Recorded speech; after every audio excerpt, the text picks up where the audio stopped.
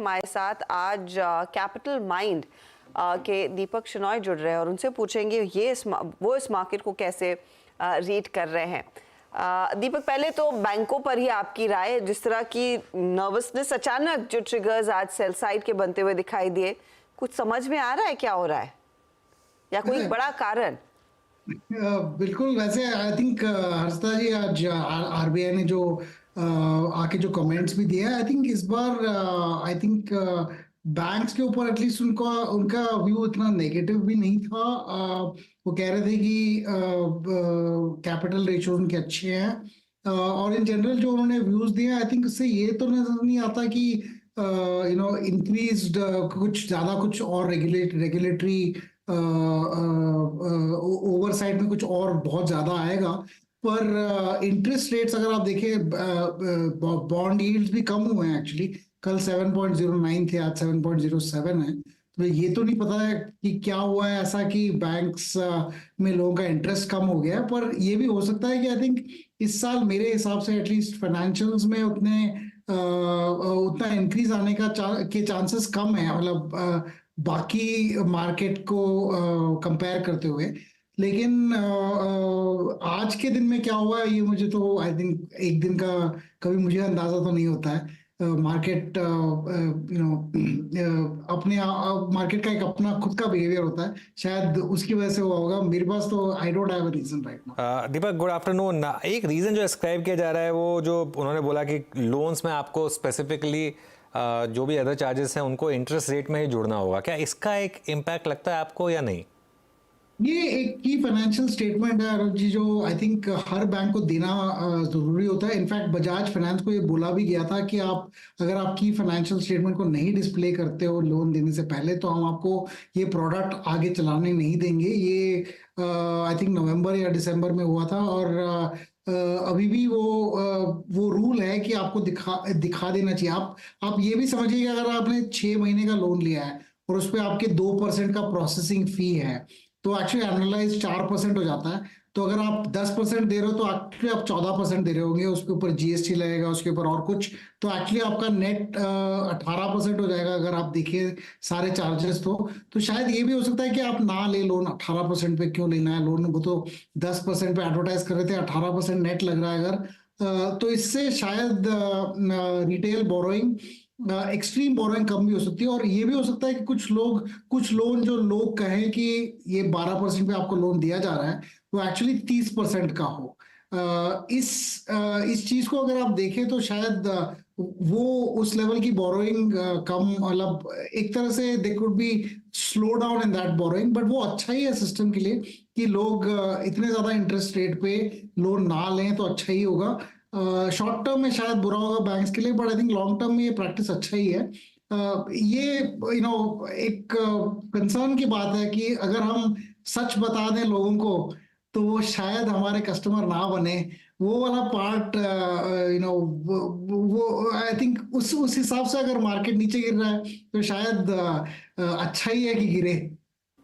हाँ, वहां पर खासी करेक्शन आ चुकी है। 650 700 पॉइंट का नुकसान अब निफ्टी बैंक आपको दिखा रहा है। 1.5% देखते ही देखते गायब हो गया।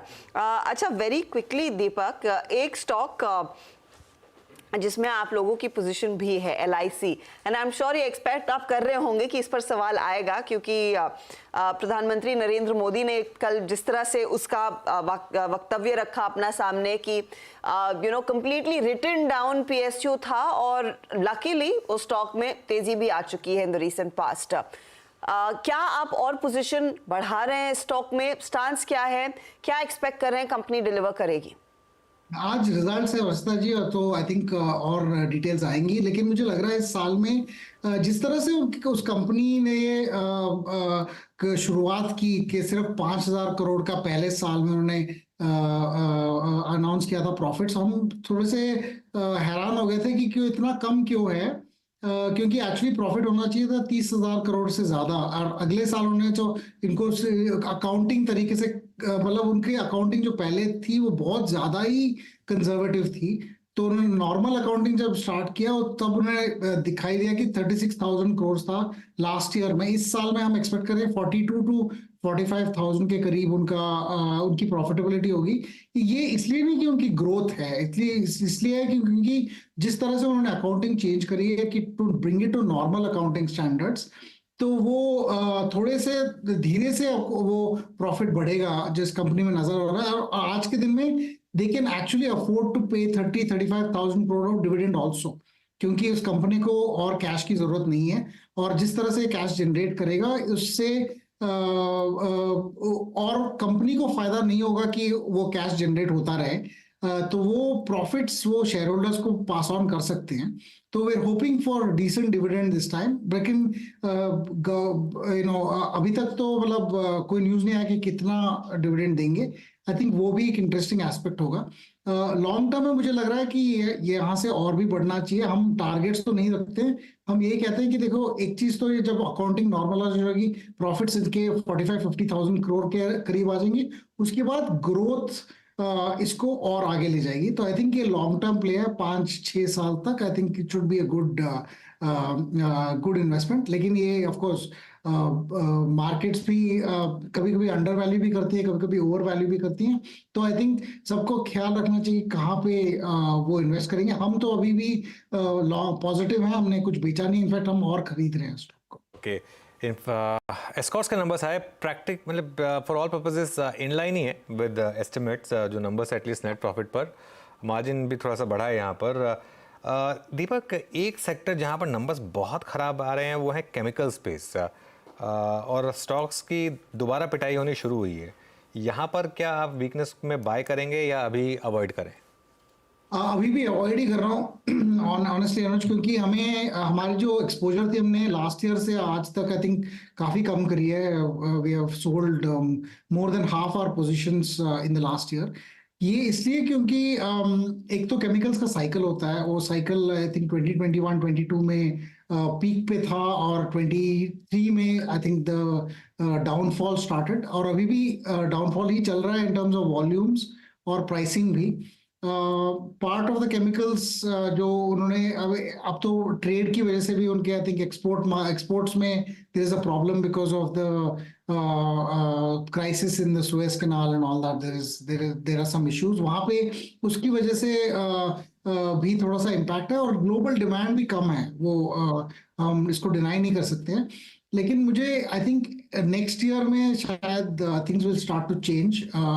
तो शायद इस साल के एंड में थोड़ी सी कमेंट्री पॉजिटिव होने लगेगी, तब हम देखेंगे।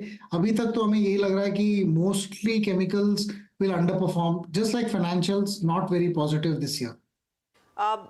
एक पर्टिकुलर स्टॉक जो सबसे ज़्यादा चर्चित है आजकल और काफ़ी इसकी धुलाई भी हुई है, पेटीएम, दीपक का। कंस्ट्रिंग 2 दिन थोड़ी सी रिलीफ मिली, लेकिन आज आरबीआई गवर्नर की तरफ से अगर एक्सपेक्टेशन थी कि कुछ सफाई आएगी कि एग्जैक्टली क्या खामियां पाई गई थी, उन्होंने बस वो बार बार दोहराया है कि देखिए बायलैटरल मीटिंग्स हो रही थी, लेकिन उसके बावजूद कुछ खामियां थी जो परसिस्ट कर रही थी। इनफैक्ट हमारे पास वो है हिस्सा जो आरबीआई गवर्नर ने कहा, और उस पर मैं आपकी टिप्पणी चाहूंगी कि अब पेटीएम में क्या स्टांस रखा जाए, क्योंकि अभी भी क्लैरिटी है नहीं, और कंपनी दूसरी तरफ कहती रहती है we really don't know what RBI expects from us. एक बार सुनिए डिप्टी गवर्नर साहब ने क्या कहा।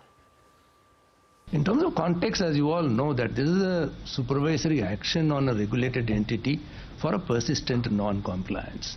Second, such supervisory actions are invariably preceded by months and at times years of bilateral engagement, where we not even pointing out, not only pointing out the deficiencies, but also provide more than adequate time for them to take corrective action. Third, of course, is in terms of, as a regulator, it's incumbent upon us to protect the interest of the ultimate consumer and thereby protecting the stability of the financial system. So these actions have to be seen in that particular context.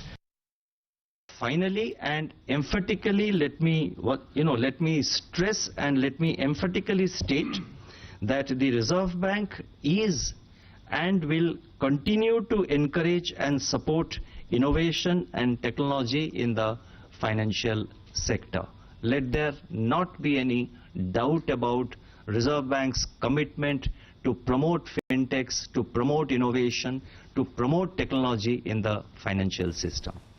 तो RBI governor साफ कहते हुए देखिए technology की ज़रूरत है financial systems को और मजबूत करने के लिए, इनोवेशन पर कोई यहाँ पर एक्शन के खिलाफ नहीं है, लेकिन ये सुपरवाइजरी एक्शन है। अब उन्होंने अपनी प्रेस कॉन्फ्रेंस में ये साफ मेंशन भी किया कि ये पेमेंट बैंक पर एक्शन है, ना कि पेटीएम के दूसरे बिजनेस पर, लेकिन वो तार तो सारे उलझे हुए हैं। मेरे ख्याल में दिक्कत वहीं पर है, करेक्ट दीपक? हर्षदा जी, मैं पेटीएम के बारे में हम कमेंट नहीं कर सकते। वी हैव अ कॉन्फ्लिक्ट, तो हम नहीं कमेंट बिल्कुल स्टॉक के ऊपर या कंपनी के ऊपर हम कमेंट नहीं करते हैं। Only thing I will say here is कि जो बैंक के ऊपर एक्शन है, थोड़े से यूजुअली आरबीआई ख्याल रखते हैं कि लोग इनकन्वीनियंस ना हो। जिस तरह से अगर आपके डिपॉजिट्स हैं या फिर अगर कुछ हैं, वो उनको यूजुअली वक्त देते हैं कि आप नॉर्मली ट्रांजेक्शन कर सको।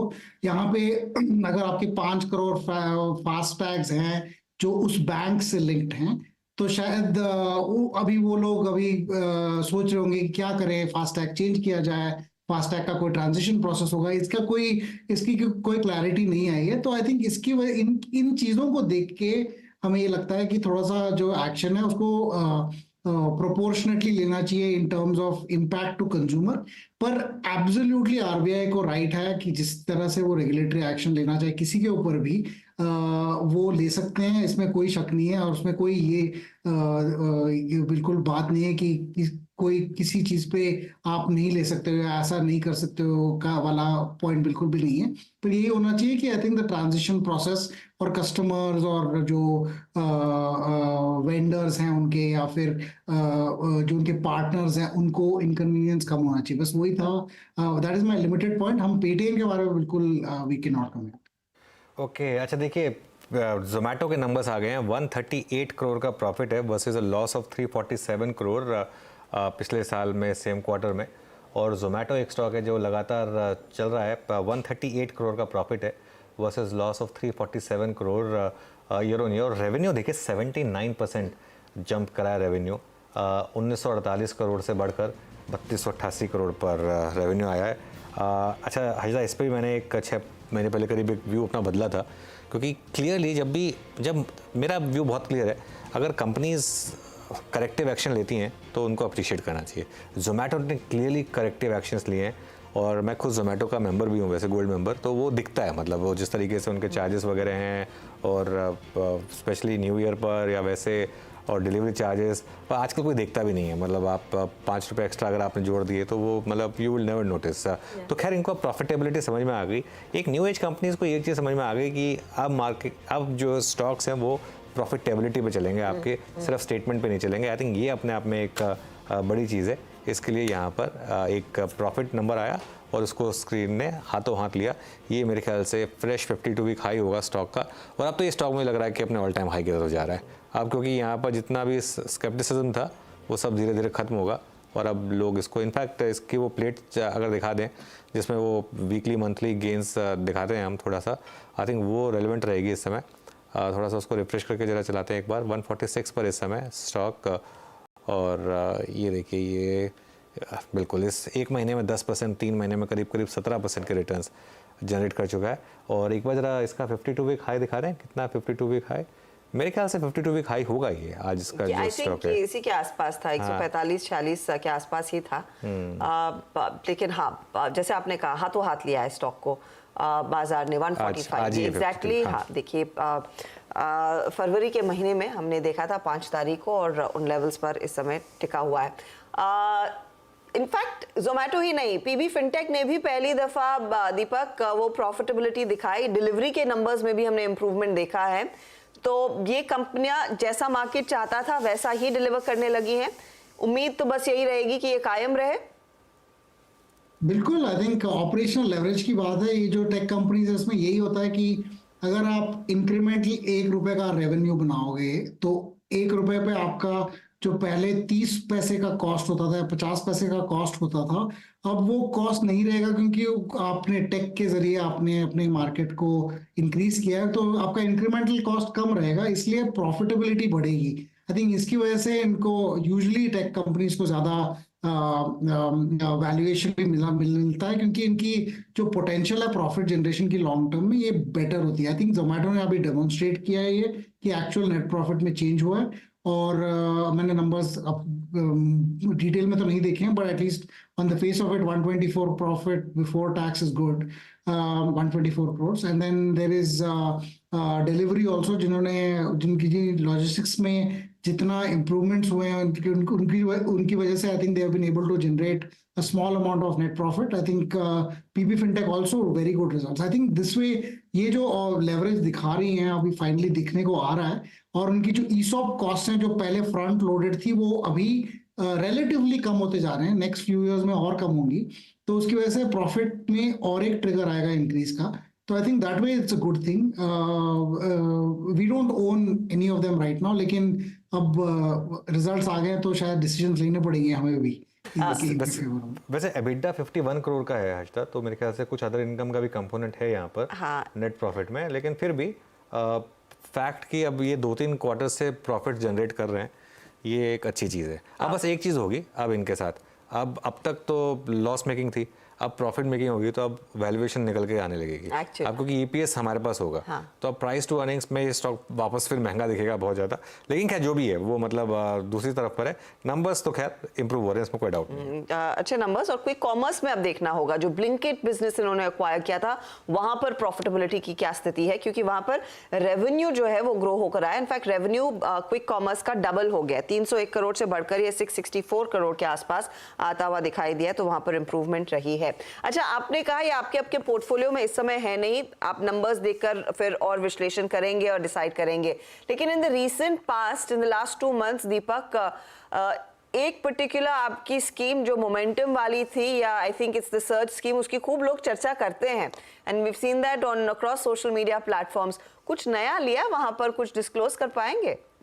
मोमेंटम तो खैर एल्गोरिथमिक स्ट्रेटजी चेंज होता रहता है। अभी हाल में ट्रेंड आया था पोर्टफोलियो में। अब हम ये नहीं कह सकते प्राइसिंग की वजह से आया था, हम प्राइस को देख के ये एल्गोरिथम डिसाइड करती है कि स्टॉक्स को एंटर करना चाहिए या नहीं, और फिर हम उस पर हम डिसीजन ले लेते हैं। तो trend had come and trend Glaxo had also come in, so momentum is जो स्ट्रेटजी है उसको वो हम पास्ट प्राइसेस को देख के हम अपने एल्गोरिथम में डालते हैं, और फिर वो निकल के वो स्ट्रॉन्गेस्ट स्टॉक्स को हमें बताता है कि ये आपकी पोर्टफोलियो होनी चाहिए। तो इनमें ये स्टॉक्स आए हुए हैं, वो फंडामेंटली तो हमने नहीं लिए थे, पर उनके फंडामेंटल्स भी काफी अच्छे निकले हैं उसके बाद, और प्राइसेस काफी इंक्रीज हुए हैं।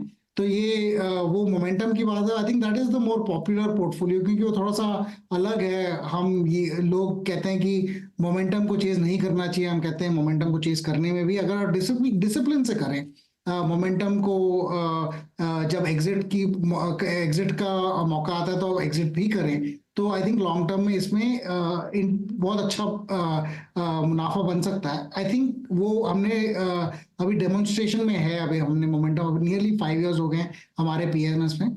सर्च इंडिया में अभी रिसेंटली तो आई थिंक हमने LIC का एलोकेशन हमने बढ़ाया था लास्ट 2-3 months में, एंड नए एंट्रीज में अभी in fact some of the entries are more value lower level stocks. अभी रिसेंटली हमने कुछ OMCs में इन्वेस्टमेंट स्टार्ट किया हुआ है, but more of a special situation, क्योंकि हमें लगता है कि यहाँ पे सुपर नॉर्मल प्रॉफिट्स आएंगे फॉर द नेक्स्ट 1 year। तो ये शॉर्ट टर्म सिचुएशन है जो हम स्पेशल सिचुएशन के हिसाब से प्ले कर रहे हैं, लेकिन मोस्ट लॉन्ग टर्म स्टॉक्स जो हमारे हैं, रिलायंस, LIC, L&T, और काफ़ी डिफेंस और रेलवे स्टॉक्स भी हैं, तो हम उसको बरकरार रख रहे हैं, एटलीस्ट मैनेजिंग द पोजीशंस, ताकि फिर कुछ अगर ज़्यादा बढ़ के हमारे एलोकेशन में ज़्यादा परसेंटेज हो गए, थोड़े से कम कर रहे हैं। जो कुछ नया ऐड नहीं किया है। हम अर्निंग सीजन के बाद जब Feb 15th हो जाएगा, उसके बाद हम लोग थोड़ी डिसीजन लेंगे, क्योंकि कुछ कैश है एलोकेशन करने के लिए। I think the new age stocks are looking interesting, I think OMCs are looking interesting also. थोड़े से जो नए स्मॉल कैप मैन्युफैक्चरिंग स्टॉक्स हैं उनमें रिजल्ट्स काफ़ी अच्छे हैं, तो अभी नाम नहीं बताएंगे, लेकिन क्योंकि हमने बाय अभी तक कंप्लीट नहीं किया है, तो उसके बाद ही शायद we can come out with some names. All right, चलिए दीपक, बहुत बहुत शुक्रिया आज हमारे साथ जुड़ने के लिए, हमसे बात करने के लिए।